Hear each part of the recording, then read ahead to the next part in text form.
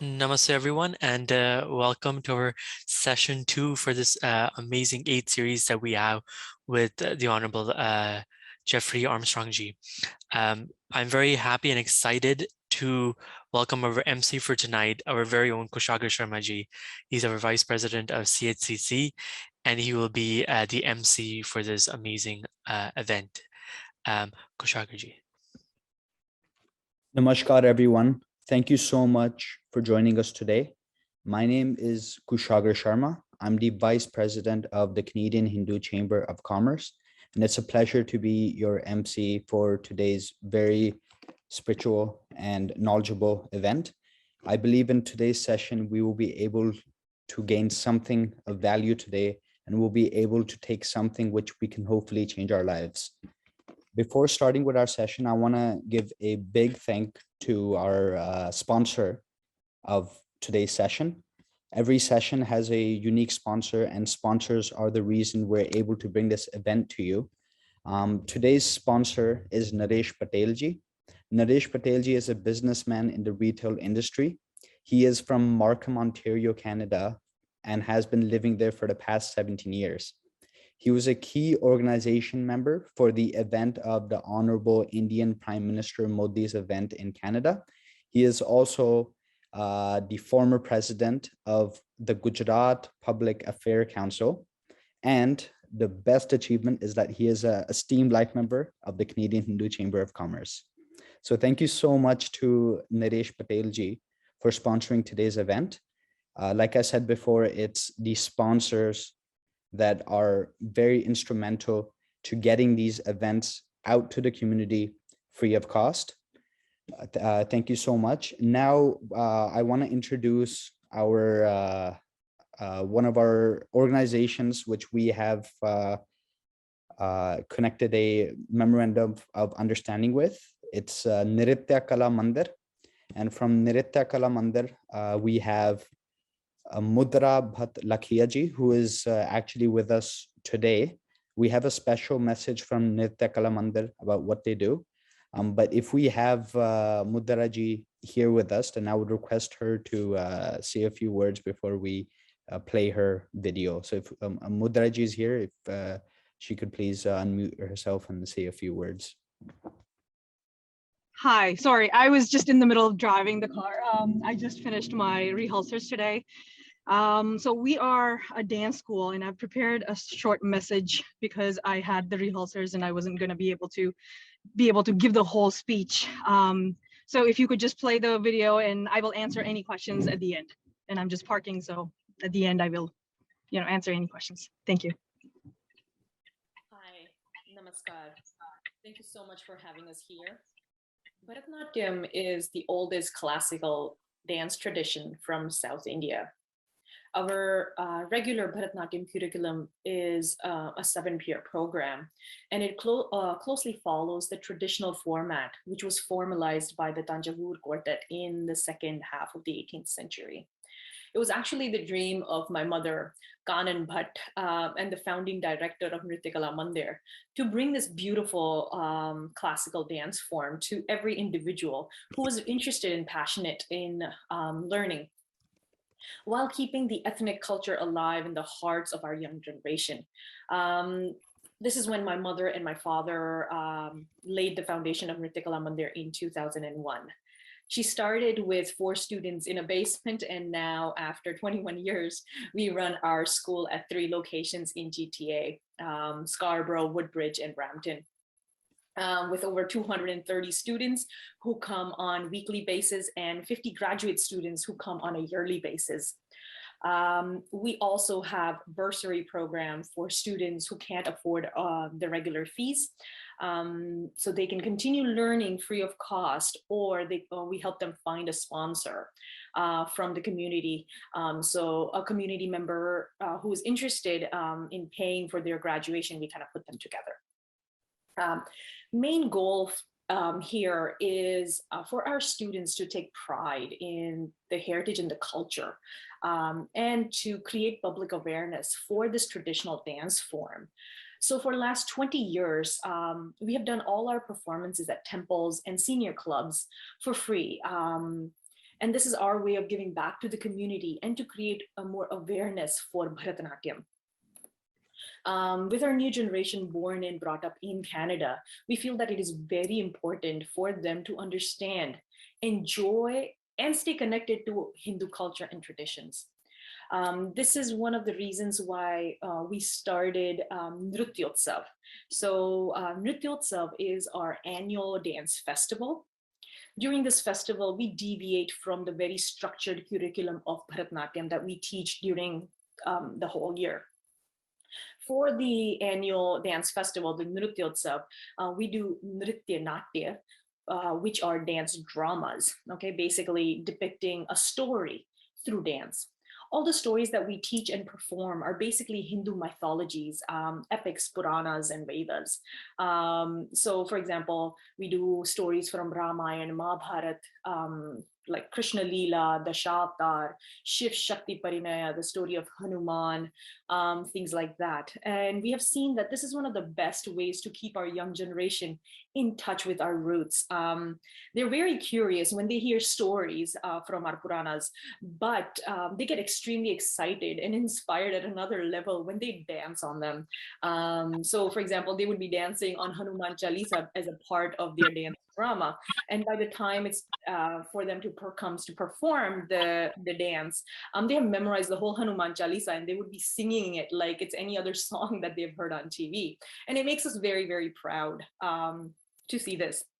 Every year we teach and perform around 7 to 8 different mythological stories with around 200 students that age anywhere from 5 to 16 years old. And we do 4 shows, 2.5 hours each. And we get around 1,500 to 2,000 people that come to watch our shows every year. I have prepared a small clip that has, what our performances are like. Okay, this year our Nrutyotsav is on July 30 and 31st.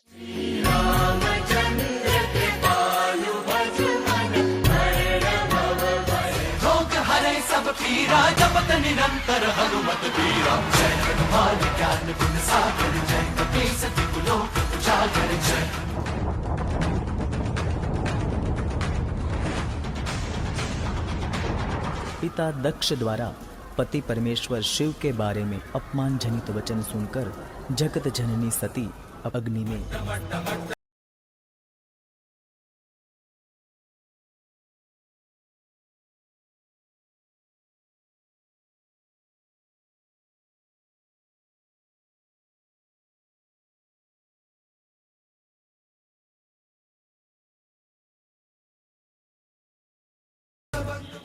If you want to know more about us, you can like us on Facebook at Nrityakala Mandir Toronto, or on Instagram we are Nrityakala Mandir.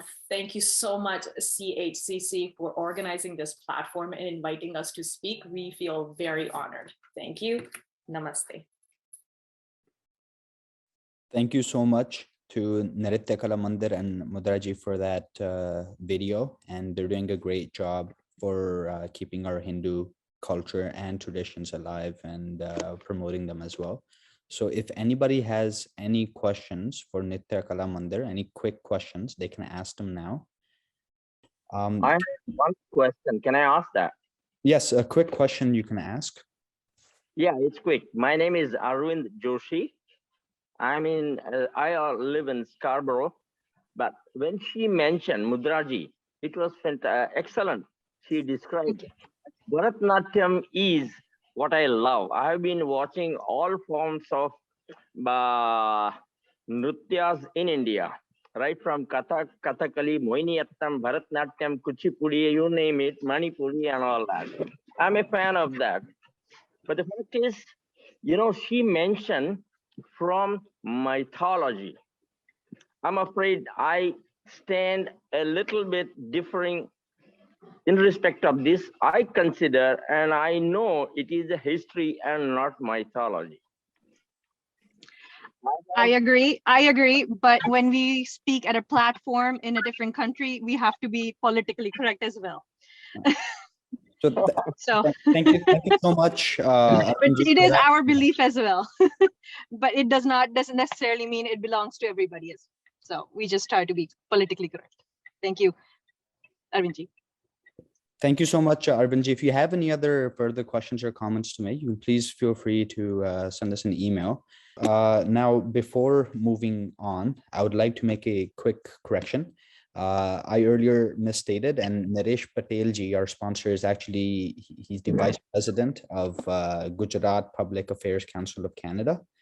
And once again, we're very thankful to our sponsor for sponsoring today's session. We want to continue on with the schedule. Before introducing our main event, I want to quickly thank all of our board of directors from CHCC, from the Canadian Hindu Chamber of Commerce. I want to thank, I know many of them are not here, but I want to thank Naresh Chavda ji, who is our president. He is from Toronto, Ontario, and he originates from Gujarat, India. I want to thank Kishore Maheshwari ji, who's from Calgary, Alberta, but he originates from Pakistan. I want to thank Thedu Sivaswamy ji, right? He's based out of Toronto, but originates from Sri Lanka. I want to thank Ritesh ji. Ritesh Sahu ji is an IT professional based in Ottawa, and I believe he's actually here with us today as well, and he originates from Madhya Pradesh, India. I want to thank Rashmikant Bhai Patel ji. He is here based in Muskoka, but he's originally from Gujarat, India. I want to thank Ganeshi. I believe I saw Ganeshi as well. Ganeshi is also based in Toronto, but he's from the state of Odisha in India. I want to thank Bhaveshi. Bhaveshi is based in Brampton, but originates from Gujarat. Suresh Agrawalji, he's based in Canada, but originates from Haryana, India. Bhadresh Bhai ji, he is from Guelph, but originates from Gujarat, India. Aditya Tavatia ji, he is from New Delhi, but lives in our West Coast, Vancouver. Amit Chaudhary ji is based in Toronto, Ontario, but originates from Bangladesh, Ghazipur, Bangladesh. Prashant ji is from Montreal, but originates from Kerala in India. Our board of directors are very instrumental to our chamber's success. They do a lot of work behind the scenes to make sure this organization continues to grow, evolve, and expand, so we can continue bringing events to the public and continue connecting our community with one another, so that way we can all grow together and we can all prosper together. Now, without any further ado, I wish to invite our main speaker of today, who is Mr. Jeffrey Armstrong, who many of us probably know by Kavinder Rishiji. Kavinder Rishiji, or Jeffrey, is a philosopher, practitioner, and teacher of the Vedas for over 40 years. He has extensive knowledge and extensive experience in yoga and Vedic science, Vedic knowledge. Prior to his teaching, he had a successful career as an executive in the Silicon Valley and spent 5 years in an ashram as a brahmacharya. For 15 years, he was a corporate executive in Silicon Valley and a speaker for Fortune 500 companies, and was written about regularly in USA Today, the Wall Street Journal, LA Times, San Jose Mercury News, Discovery Magazine, CNN, Stern, and many others.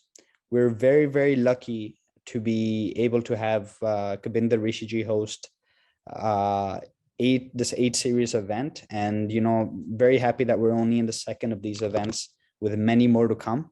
So hopefully today we'll be able to learn a lot, and many more events in the future will continue learning and gain something of knowledge from Kavinder Rishiji. So without any further ado, thank you so much, Kavinder Rishiji. And before handing it over, I want to thank Nitya Kala Mandir once again for being our partner and doing a great job to promote our Hindu culture as well. And one last shout out to our sponsor again, Naresh Patel ji. So thank you once again, and without any further ado, to Kavinder Rishi ji. Pranams, Mr. Kumar. You do live up to your illustrious name.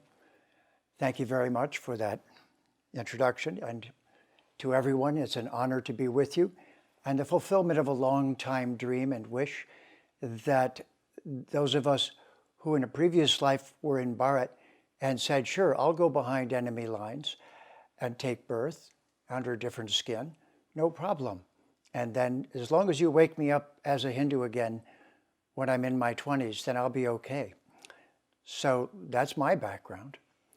And yours is just the opposite. You came over and said, okay, I'll deal with this whole immigration thing.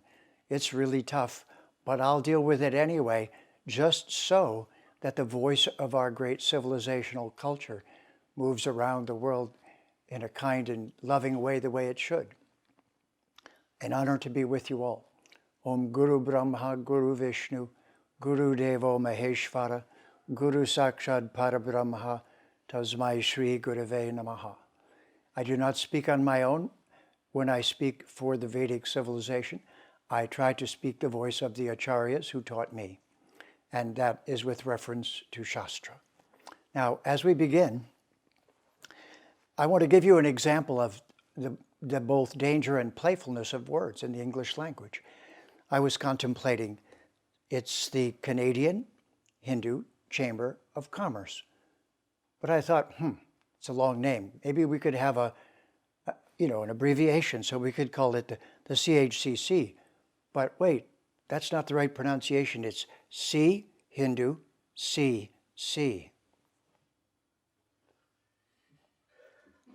That's its secret meaning. You're now going to see the Hindu Vedic Sanatana Dharma in action, living in the world as acharyas of both making a living and sustainable future for Matabhumi and our children to come and their grandchildren. The Vedic civilization is a 7 generations in the past, thankful, and 7 generations in the future, watchful culture. Now, having said that, I have the title for tonight's discussion is How to Change and Take Charge of the Narrative Regarding Hindu Dharma. In other words, what I can contribute to the conversation is what I call the reframe name game. The reframe name game. And our goal to reframe the Hindu identity in the English language, to change the way the conversation is conducted. The reason we can do this is, for one, because the language behind the Vedic culture is Sanskritam. It is the perfected language, Sanskritam, that is the most perfect language on our planet in terms of precision. It is actually a programming language, far beyond, but on the borderline, it's the most progressive and precise spoken programming language on the planet. Mathematics is the unspoken programming language. But even ones and zeros were taken from a verse in the Rig Veda before they were instigated as Western science. Now, I first want to refer everyone to 2 books so that you can follow up on this name game for yourself, and I highly recommend you do so. The author's name is George Lakoff, Lakoff, and he wrote 2 books about reframing and about linguistics and the use of language to change the frame that has been put around the true picture of a culture. And my friends, you, and now I also, have been framed by history for the last several hundred years. So his 2 books are called Don't Look at That Elephant, a lovely title. Don't look at the elephant in the room. Now, how can you not? And the second one is The Political Mind. Both of those books will give you the complete education in the subject that I'm sharing briefly with you tonight. Now, the next thing to know is that the English language is the most sloppy, reliable, disorganized, messy, imprecise language that exists on our planet. And so I have a disclaimer that the persons listening to this in English may not have read the etymological dictionaries that I have, and so may misinterpret the English words that I say in terms of their normal misunderstanding of those words. And so I am not responsible for their misunderstanding of the precise things that I say tonight, which are taken from linguistic resources called etymological dictionaries. There are two kinds of dictionaries, my friends, in English. Usage dictionaries. This is how the word is used conventionally in society. And the second is called etymological dictionary.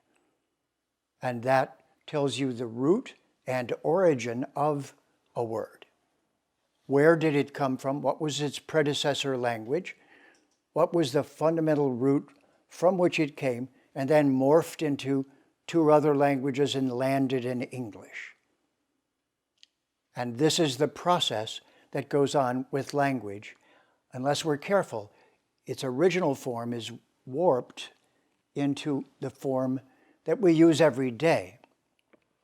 And then we think that we know the meaning of that word that we use every day. I was so pleased that the brief conversation about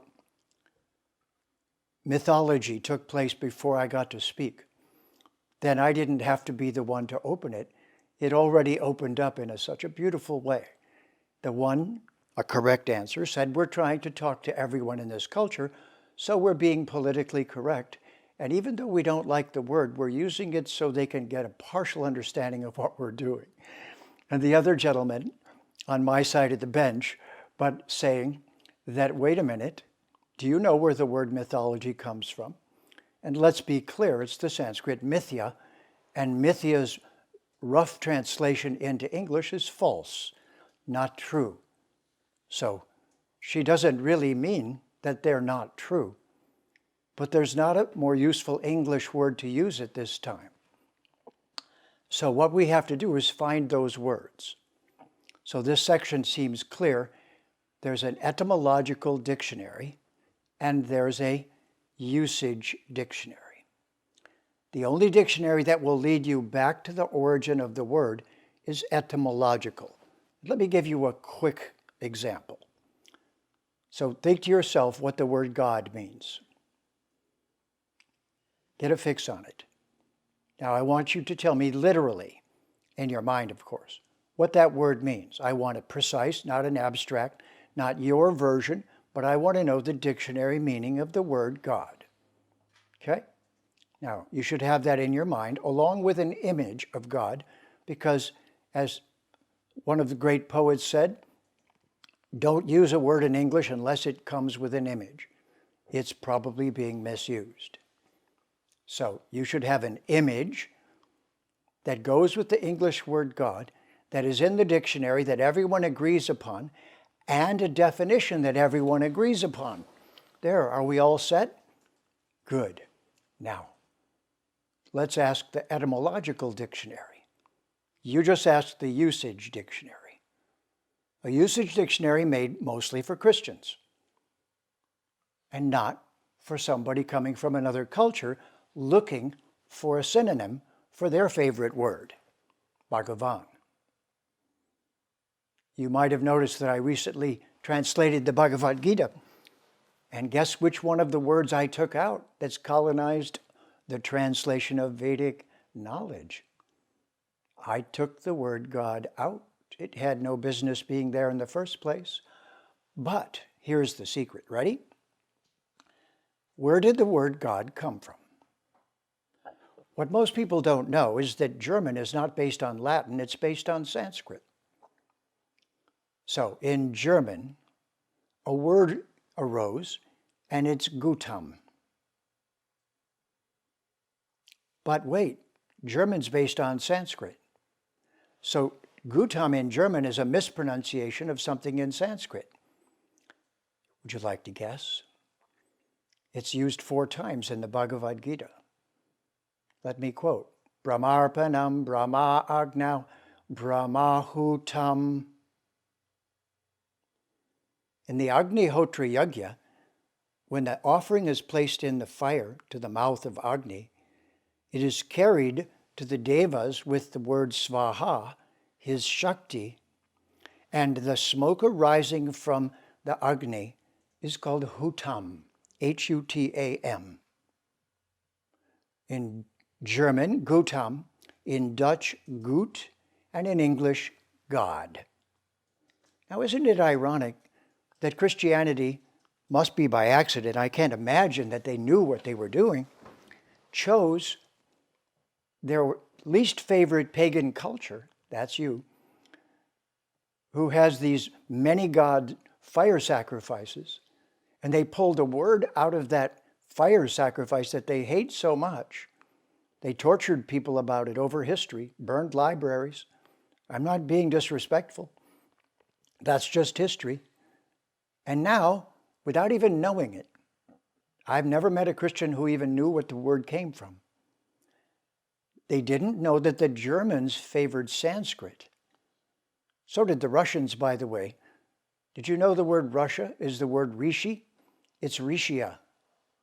It's where the Vedic rishis used to go and build ashrams so no one would bother them, up in Russia. And oh yes, Shiva's son also did some of the same kind of business. He went to the place they call Scandinavia. Now, who was Shiva's son? Oh, besides Ganesha. Who? Kartikeya? What's his other name? Oh, Skanda. Scandinavia. I see. So Scandinavia is Skanda. Rishia, Russia. Russia is Rishi. How about Ireland? How about Aryaland?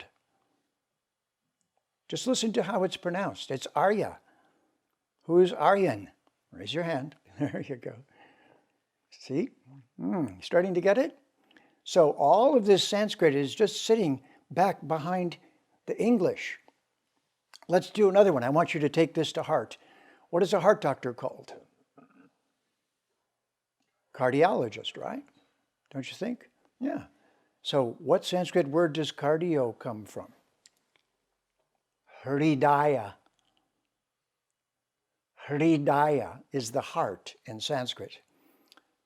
What is the meaning of Hridaya in Sanskrit? The seat of Hari. Hari, Daya. In English, Daya became dais or couch. Our heart, according to the Vedas, is a couch, and Paramatma is sitting upon it. And what does Hari mean in Sanskrit? The one who removes all inauspicious things that should not be there. Well, that's a pretty good thing to have in your heart, isn't it? Like some kind of filter to keep the nicotine out or whatever other garbage you put in. Isn't that interesting? Whoever told you that heart comes from Sanskrit? Whoever told you that God came from Sanskrit? And this is just the beginning. This is just the surface. Once again, God is the smoke arising from the Vedic yajna. And from Sanskrit, Hutam, Gutam German, Gut Dutch, God English. See it? So now, the first conversation was correct. To some degree, under certain circumstances, you may want to use the local vernacular until people are willing to learn a new word from you.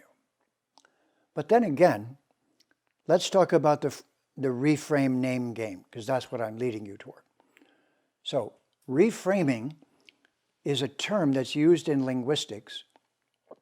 When someone puts a frame around you, you've heard this term in legal talk, they were framed. They didn't do the crime. Someone made it look like they had done it. They were framed, then seen as guilty.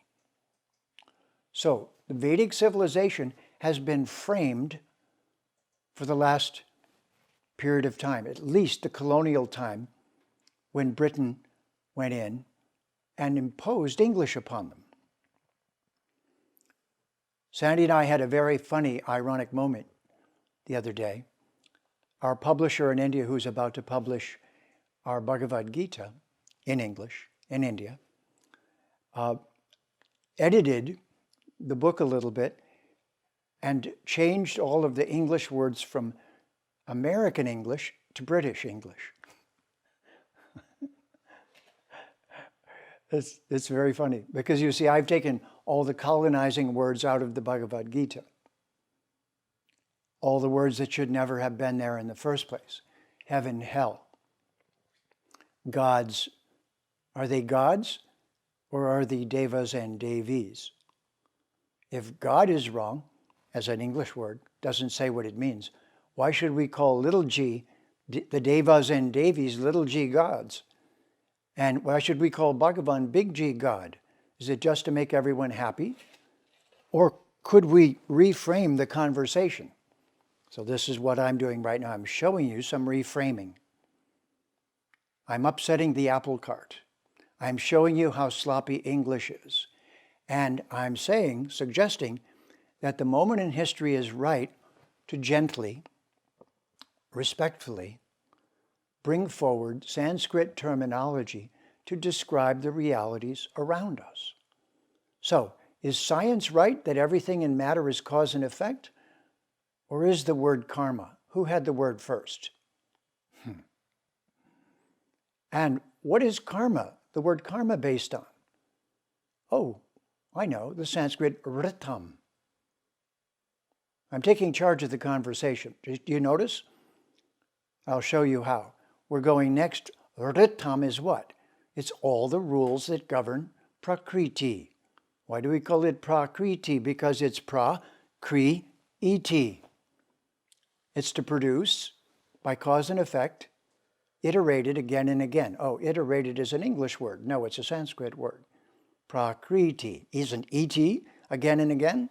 Oh, so iteration in English is iti, the Sanskrit.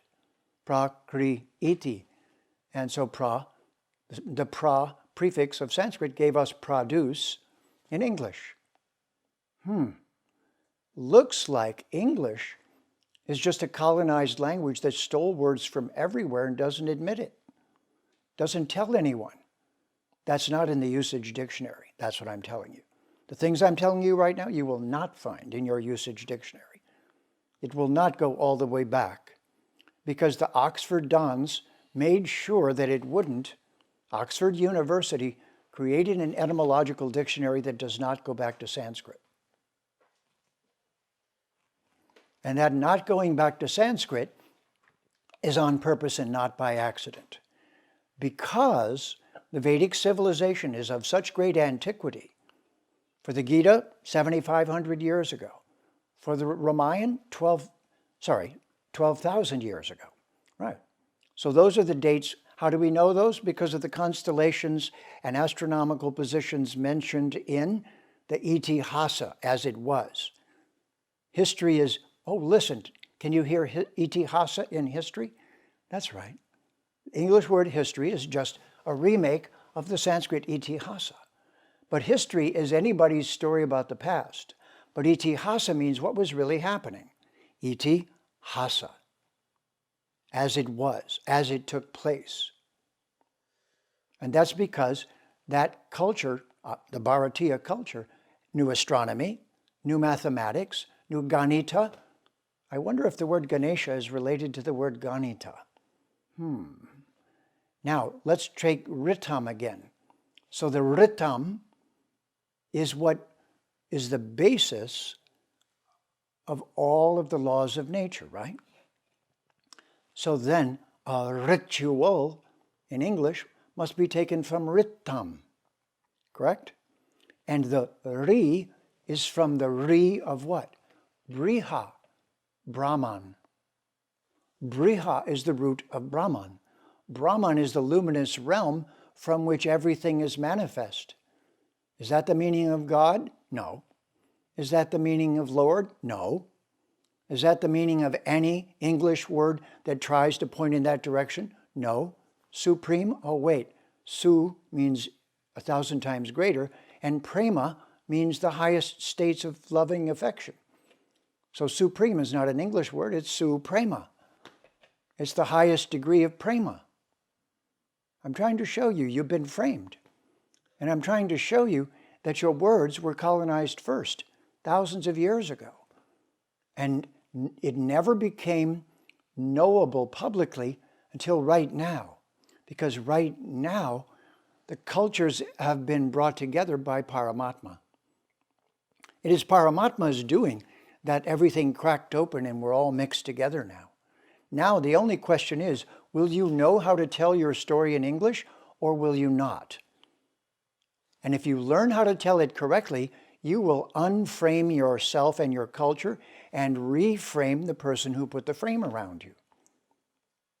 I'm just giving you a little demonstration so that you'll get the feeling for what it feels like. It's unsettling, isn't it?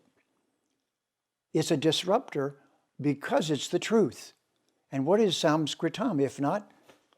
Wait, what does the Bible say? The Hebraic text in the beginning was the what? Oh, word. Oh, I'm sorry. Could that word be a, u, ung? Could that be the original word that they were looking for?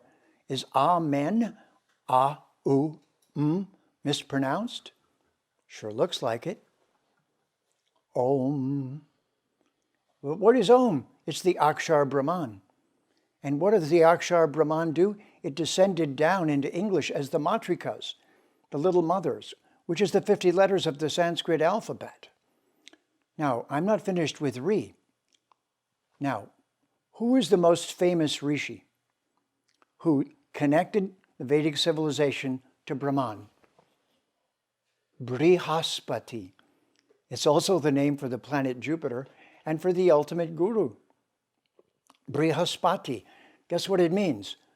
The English word is brilliant from the Sanskrit bri, and spati means to spout. The spout of Brahman.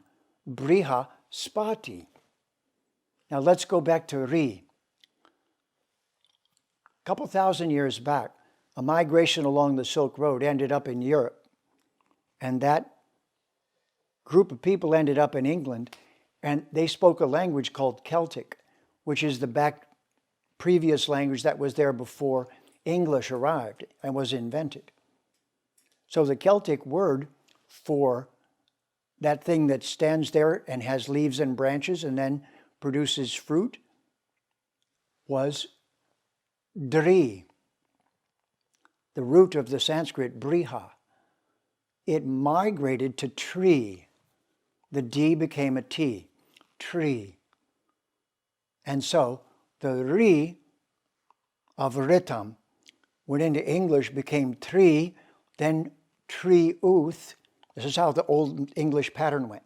The word was triuth, then troth, T-R-O-T-H, then truth. Truth is simply dri or dharma. But it's twisted around until you don't exactly recognize it. Now, this same Ri made its way into English in this way. What is it you learn in the Western school system? I believe it's called reading, written, and arithmetic. Wait a minute, are you telling me that reading, writing, and arithmetic are actually Sanskrit? That's what I'm saying. Exactly so. Now, right now, you can't do this as well as I can, but the reason I can do this is I'm simply studying both languages and finding out which one has primacy, and then using those words instead of the English words. And this is where I differ with the charming Devi, who said, we're doing it not to hurt their feelings. I couldn't agree more. That's the first impulse. And it's your elegance that made you behave that way. But it's time to play a little bit differently. It's time to say, well, we call that word this. Well, because your children are otherwise not going to read the Bhagavad Gita. They're going to go off and read the Bible. Or they're going to go off and just read physics textbooks. The only way they're going to go back to their culture is by having some key scientific terminology regarding your culture that does not have an equivalent in any other language. And this is the thing to get out of this discussion, is that the word is synonym. And I'll bring us to a close with this. It's called synonymity. You hear it? If a word in English is not a synonym, meaning the exact meaning for the word in Sanskrit, then you must use the Sanskrit word and explain it in English.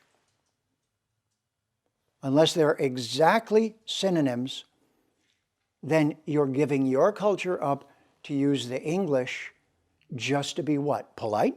How much of your culture will you give up to be polite? But you don't have to be rude to do this. You just say, oh, by the way, I don't know if you've heard of etymology, but the Sanskrit language of our culture, which is the root of our culture, gave us the words that became Greek, became Latin, became Egyptian, became Aramaic, got passed down the Silk Road.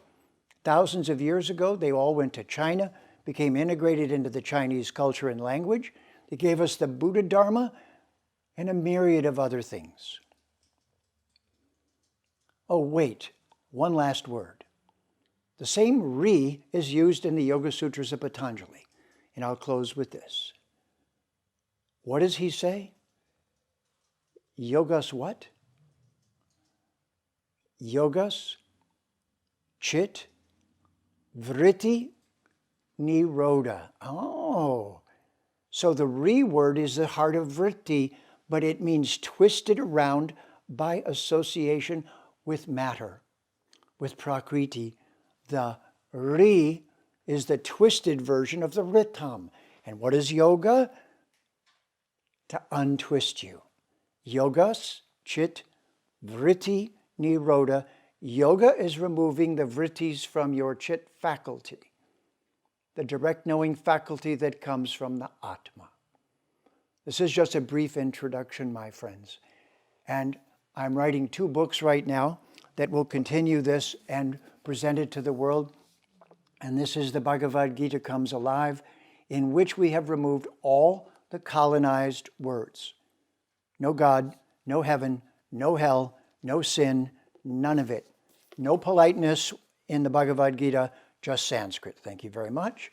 And so, first, I highly recommend it. But second, I highly recommend this process. And I would be glad to provide a seminar for the organization so that it really is See Hindu, OCC. And with that, thank you for this opportunity to speak, and I'll throw it open for questions. In the beginning, you just having the one of the 2 books. So one I just wrote it, The Political Mind, and other one is I just missed the name. So can you repeat that book name? Don't Look at That Elephant, which is a game. There's an elephant in the room. There's a saying in English, if something is obvious but no one's saying it, we say, oops, there's an elephant in the room. So his title is, oh yeah, don't look at that elephant, which of course you do immediately. When he says, don't look at that elephant, you look at it. So he's teaching us how to play with language, you see, how to reframe. Okay. Thank you so much, Jeffrey G, for that very deep session. And I truly enjoyed See Hindu CC. I will for sure be using that little motto at many of the other events. Absolutely. So I already see there's some amazing questions that are coming into the chat, as well as some live questions. And so we have Jeffrey G. He's more than happy to answer a lot of them. Just a quick thing on the response. People thoroughly enjoyed this session, and we're really happy about the decolonization aspects of it. It was just amazing. I'm going to invite Mr. Raganji for the first question. Namaste, Jeffrey ji. Dhanyavad for this amazing talk. So my question is there a book, a website, or a list of all this etymology that you have described? Because this is really eye-opening, and we would like to incorporate as much of this in our day-to-day vocabulary with the kids, outside world, and everywhere else. Yes. Well, your starting point is the first decolonized Vedic text that's been printed in English, and that is the Bhagavad Gita Comes Alive. and Okay. the one that I held up. I am working on 3 more books right now, which will encompass the Sanskrit words that everyone should know and use regularly. And then the second one is the English words that should not be used and why. And the third book is the Sanskrit words that are hidden in English. Over the next year, those books will be coming out, and it is a part of the unfolding of this Vedic Renaissance and bringing the linguistic step as next. And it's especially important to save the Hindu youth from giving up their language and culture, but instead they'll see its primacy. And the works of Nilesh Oak and other people like him have shown that it's not just my speculative opinion, but it's mathematically, scientifically true that this is the oldest civilization with the most perfect language. And this is going to come out in the next few years and be a gracious and not aggressive next step in explaining the whole Vedic civilization accurately. Dhanyavad. Next question, a live question from Snailji. Pandeyji. Namaste, Jeffrey ji. I really enjoyed your talk, and what I'm trying to put forward my view is, it is said that the pen is mightier than the sword. And as you know, Hinduism or the Sanatan culture is under a tremendous threat. Do you think that with the knowledge that you and other rishis and other gurus, they have it today, we can win this the cultural war with the knowledge and with the pen, rather than taking up arms, ammunitions, and sword? Is it possible in our lifetime? And if yes, how? Thank you. Yes, absolutely. And I'll first remind you of something that comedians and speakers say when they go on stage. If they were very successful, they say, "I killed." They don't mean it literally. Now, I agree with you. What we're experiencing is, listen carefully, not pandemonium, it's pandemonium. We don't know how to write about ourselves. We don't know how to communicate about ourselves. We don't know how to speak, but this is because that you are bravely coming from one culture to becoming a global culture. Such a brave thing to do, such a difficult thing to do, into a world that will look at you the wrong cross-eyed because of your skin, especially your culture. I will get into this in other talks, but into the civilization that purposely colonized and stole and took many things. But that's in the past, and we don't want to belabor the past. We want to have it not happen in the future.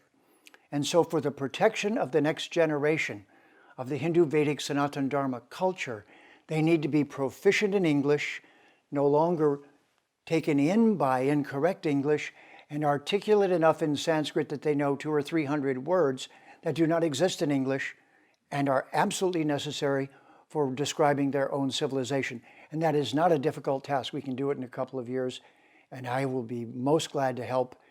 I hope to be used in that way in the rest of my time. So yes, let's do this together. Thank you for the question. We have another question. How can I introduce some of these concepts into my temple environment as well as the classrooms? Let me elaborate a bit more on what was necessary for the Gita. First, let me show respect to all the acharyas who, during the colonizing era and at the beginning of the times we're in now, all valiantly brought translations of the Gita and other texts into English. They did not know what else to do but to write long purports to explain what they were saying, to explain the Sanskrit. This made the Gita a thick and cumbersome book that no one could read through because you kept getting obstructed along the way. And then the different sampradayas, which are really not sects and not against each other, but which are on a different angle, all of that has still caused confusion.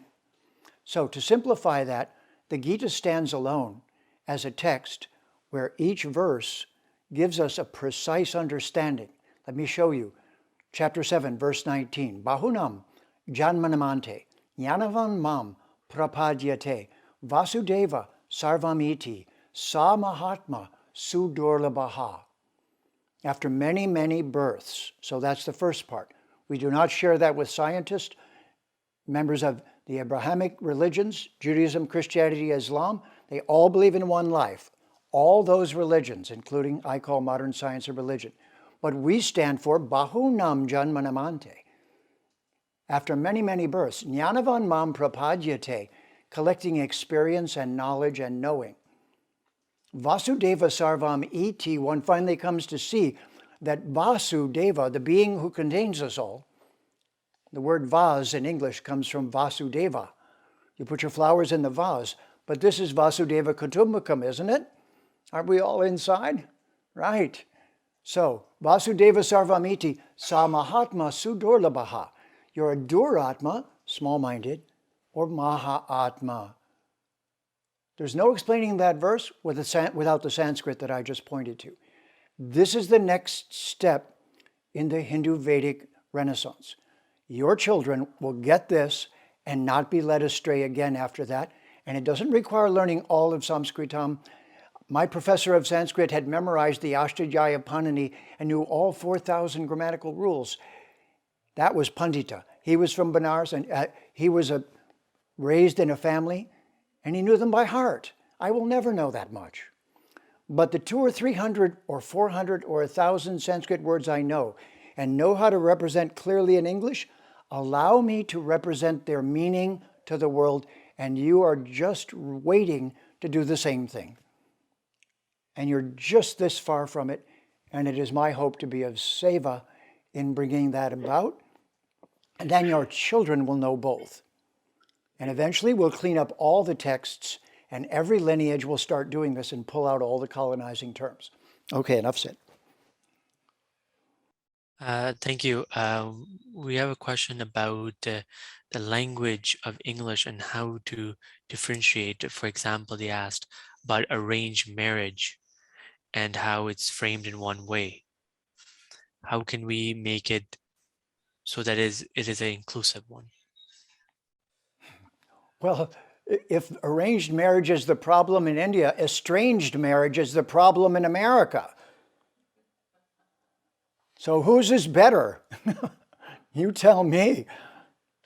The hell and chaos that comes from divorce and dislocated children and no one's protecting them and the chaos in the world, I'll take arranged marriage any old time, especially if it's done intelligently. So you know what's missing is Ayurveda hasn't been described. Doshas haven't been described. Gunas haven't been described.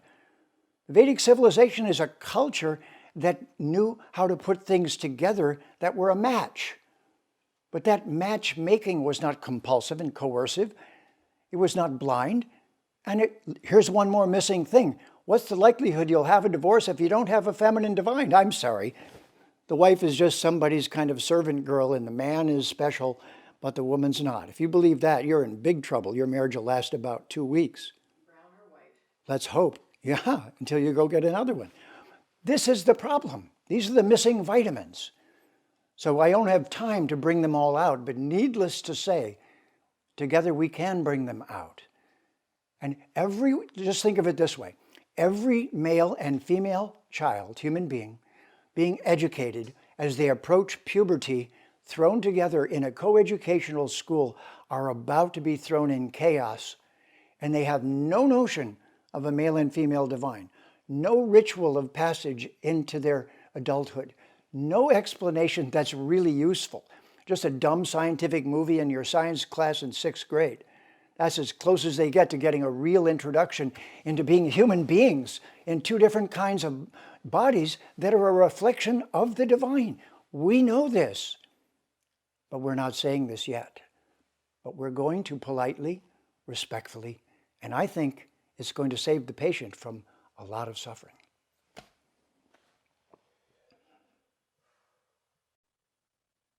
Thank you, Ji. I think we have a question from Pranay Ji.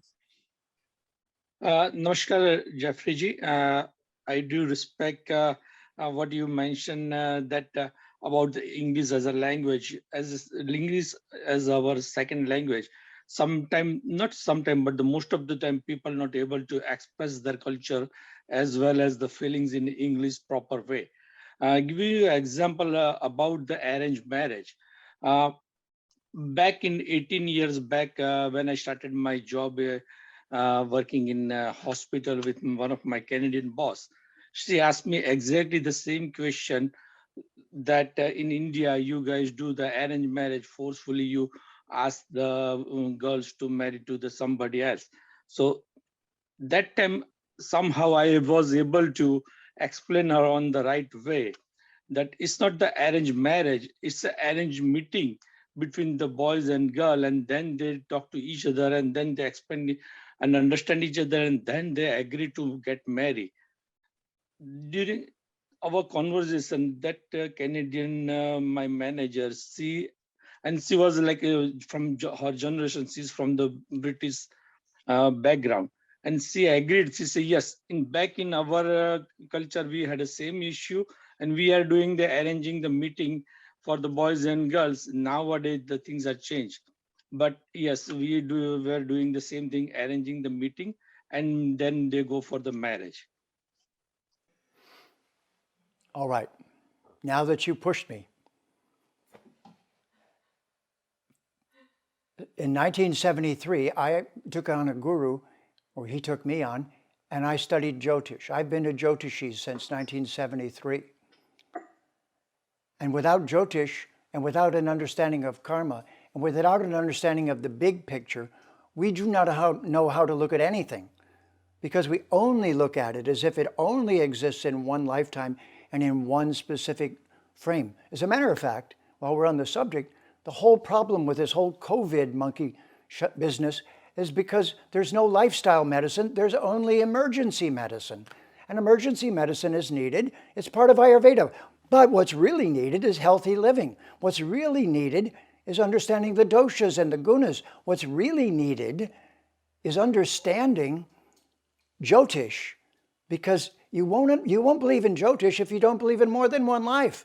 But if you do, you understand that at the moment of your birth, there's an engineering diagram that I know how to read, and it tells me who has like tendencies, whose departments are harmonious, at which time in their life stresses will be placed upon them by the downloading of various karmas and cause and effect.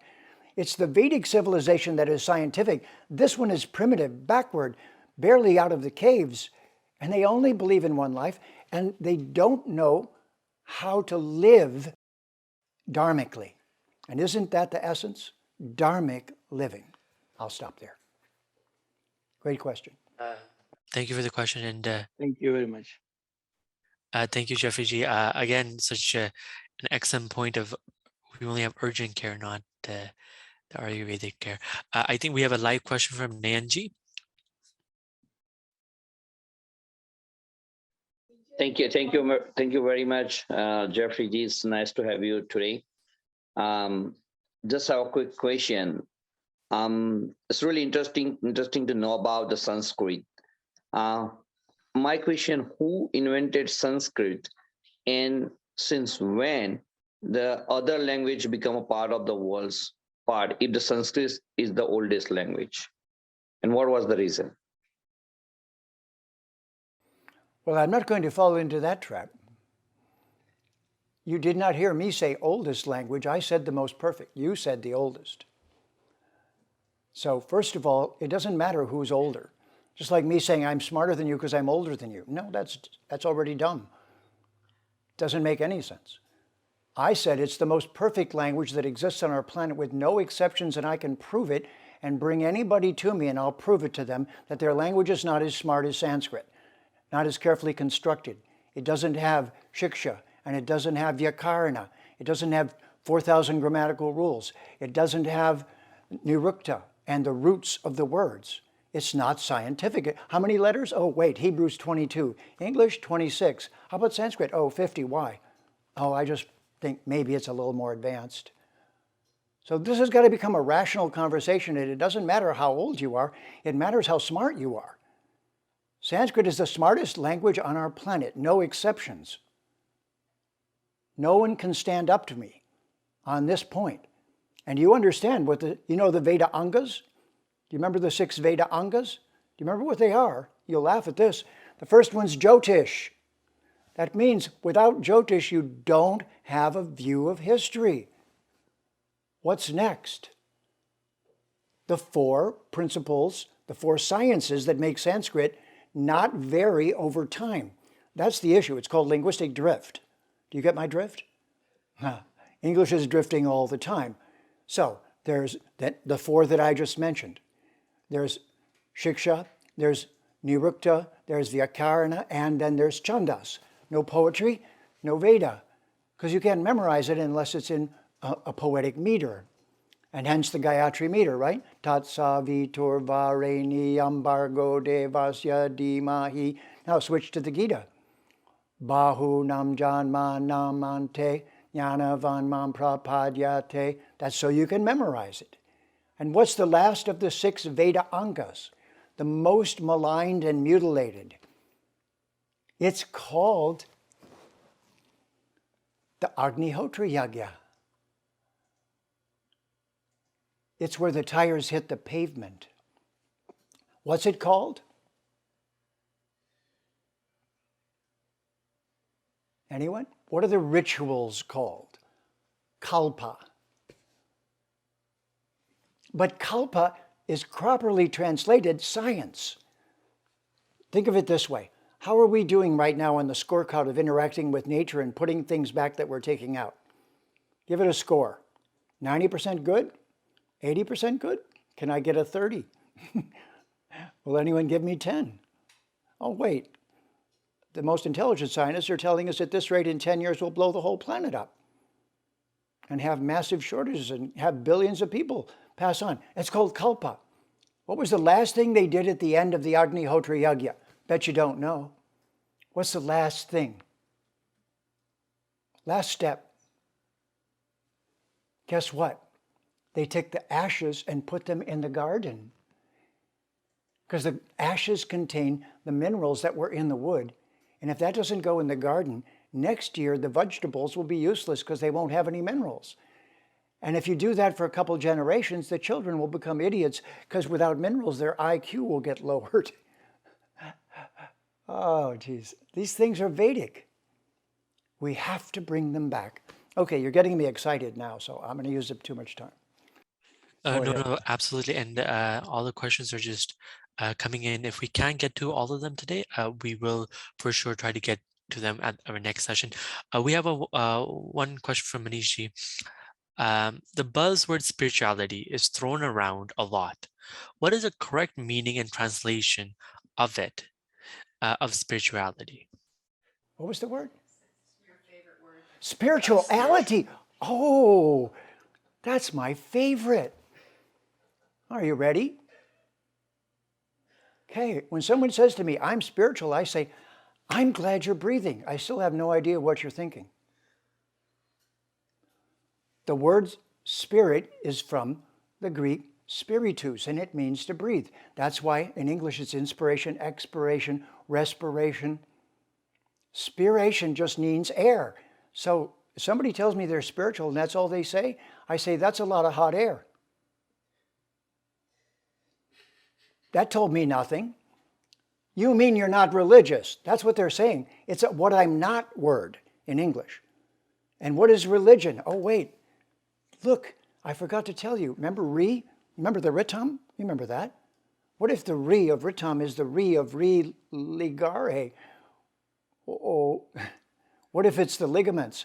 If you look up religion in the dictionary, it takes you to the word ligament.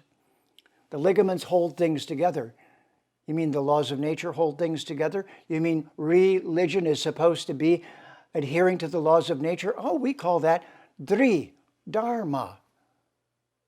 Relegari, bound together, held together. Huh.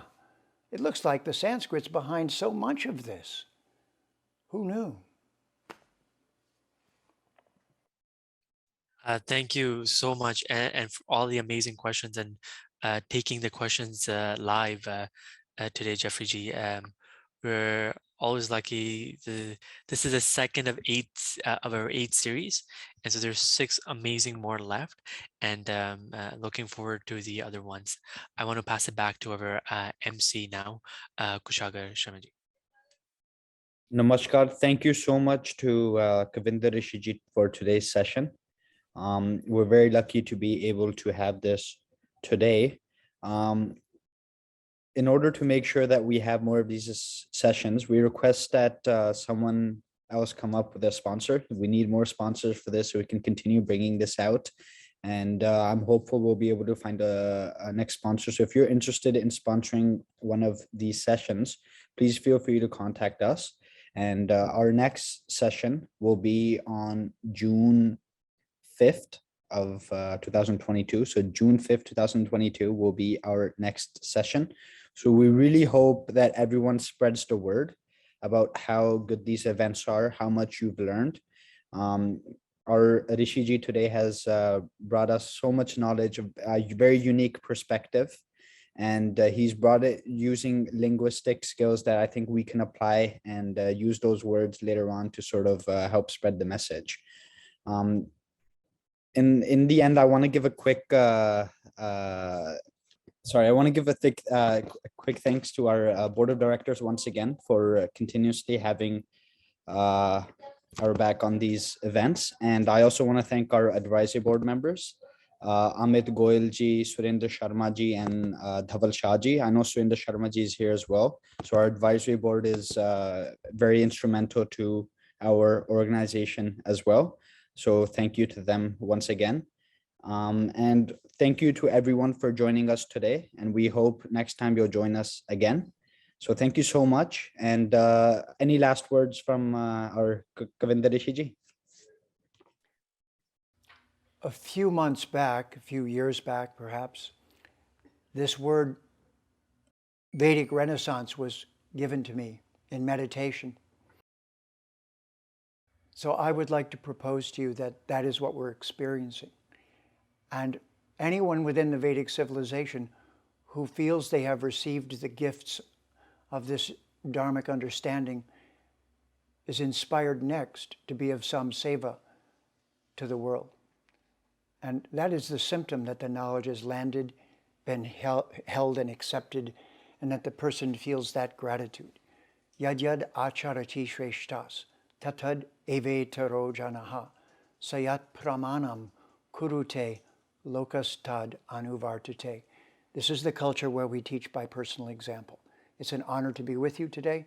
Thank you very much for using us and taking us out for a walk so that we can exercise what we hope to do for the rest of our life. Namaste.